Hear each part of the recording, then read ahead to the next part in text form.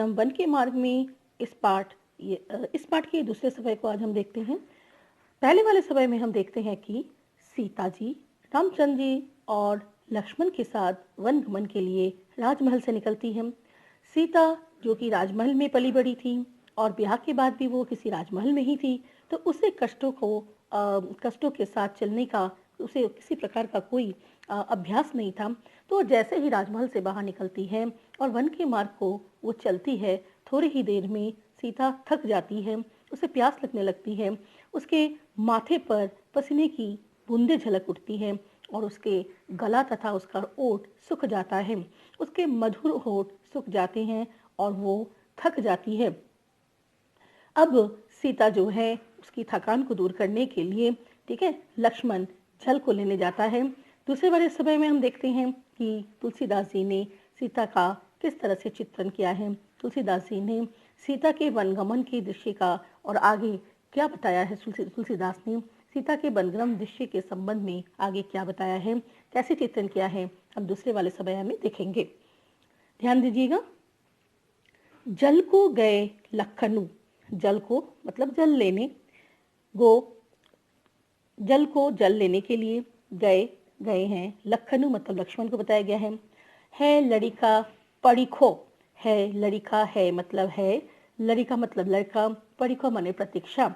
ये जो सवया है, तुलसीदास जी कह रहे हैं कि सीता जी रामचंद्र से कह रहे हैं कि लक्ष्मण जो है वो तो जल लेने के लिए गए हैं, लड़िका मतलब उस लड़के के लिए हमें प्रतीक्षा करना है, परीखो माने हमें प्रतीक्षा करना है। प्रिय, रामचंद्र को वो कहती है कि प्रिय छा घड़ी हुए ढाड़े, मतलब खड़े हो जाओ, छा माने छाओ में, घड़ी हुए क्षण भर के लिए, घड़ी भर के लिए। तो वो रामचंद्र से कहती है कि हमें लक्ष्मण के लिए क्या करना है, प्रतीक्षा करना है। तो प्रिय छाओ में आकर थोड़ी देर के लिए, पल भर के लिए खड़े हो जाइए। पोछी पसियो, और कहती है कि छाओ में खड़े होकर पोछी माने पोछिए, पसियो माने पसीने, अपने पसीने को पोछ लीजिए। बयारी कराओ, बयारी मते हवा, वो कहती है कि छाए में हवा बह रही है तो इस हवा में खड़े होकर पसीने को पोछ लीजिए। अरु मने और, पाय मने पैरों में, पखाड़ियो धो लीजिए, ठीक है।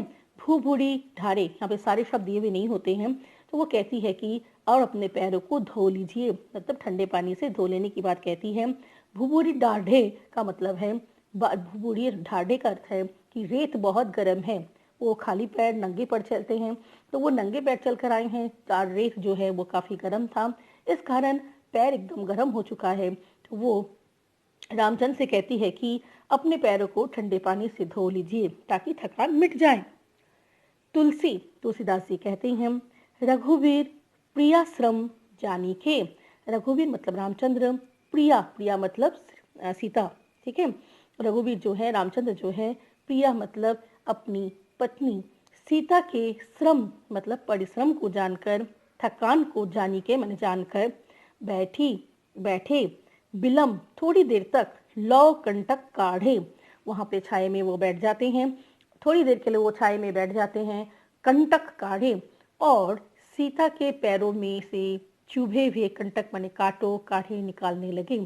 सीता का पैर जो था कांटों से भर गया था, कांटे चुभे हुए थे पैरों के नीचे, तो वो सीता के पैरों से कांटे को निकालने लगे। जानकी सीता को कहा गया, वो जनक राजा की बेटी थी तो उसे जानकी कहा जाता था। जानकी नाहा को नेह लखियो, नाहा मतलब अपने प्रिय, रामचंद्र के यहाँ पे कहा गया है जानकी नाहा अपने प्रिय की, नाहा को मतलब अपने प्रिय के, नेह माने स्नेह, लखियो माने देखकर, तो जानकी सीता जो है अपने प्रति अपने प्रिय के स्नेह को देखकर पुलकु तनु, पुलकु माने पुलकित हो जाना, तनु माने तन, सीता का तन पुलकित हो उठा, ठीक है, आनंदित हो उठा। बारी विलोचन बाड़ी, बाड़ी मतलब आंसू, यहाँ पे आंसू है, ऐसे तो पानी होता है, तो यहाँ पर आंसू है। विलोचन सुंदर सुंदर आंखों से, ठीक है, बाड़े आंसू बहने लगे, उसके आंखों से आंसू बहने लगे। यहाँ पर हम क्या देखते हैं, देखो इसका पूरा व्याख्या अगर हम देखेंगे तो यहाँ पे हम देखते हैं कि तुलसीदास जी कहते हैं कि सीता लक्ष्मण जब जल लाने के लिए जाता है, उसमें सीता रामचंद्र जी से कहते हैं कि तुलसीदास जी कहते हैं, सीता रामचंद्र जी से कहती है कि लक्ष्मण जल लाने के लिए गया है, अतः हमें उस लड़के के लिए प्रतीक्षा करना है। हे प्रिय, आप थोड़ी देर के लिए छाए में आकर खड़े हो जाइए। छाए में आकर अपने पसीने को पूछ लीजिए, हवा में ब्यारी कराओ, मतलब यहाँ पे हवा चल रही है, हवा में बैठिए, पसीने को पोंछिए, पीछे से आगे से, मतलब ये आपको जैसे भी हो, मतलब इसको एक्सप्लेन करना है। तो वो कहती है कि लक्ष्मण जो है वो जल को लाने के लिए गए हैं, तो उस लड़के के लिए, लक्ष्मण के लिए हमें प्रतीक्षा करना है। अतः हे प्रिय, आप थोड़ी देर के लिए छाह माने छाए, छाए में आकर आप खड़े हो जाइए। यहाँ पर हवा चल रही है, आप हवा में आकर अपने पसीने को पोंछ लीजिए और अपने पैरों को, ठीक है, क्योंकि रेत जो है काफ़ी गर्म है और गर्म रेत से चलकर आने के कारण पैर भी गर्म हो गया है, और अपने पैरों को ठंडे पानी से धो लीजिए। तुलसीदास जी कहते हैं कि रामचंद्र जी अपनी पत्नी के कष्ट को जानकर वो थोड़ी देर के लिए छाए में बैठ जाते हैं और सीता के पैरों से कांटे को निकालने लगते हैं। जानकी अपने पति रामचंद्र जी के स्नेह को उसके प्रति देखकर वो खुश हो जाती है, उसका तन आनंदित हो जाता है और खुशी के मारे उसकी आंखों से आंसू निकलने लगता है। इस समय में हम देखते हैं कि सीता की आंखों से आंसू बहता है। पहले वाले समय में हम देखे थे कि रामचंद्र जो हैं उसकी आंखों से सीता के कष्ट को जानकर आंसू बहने लगा था।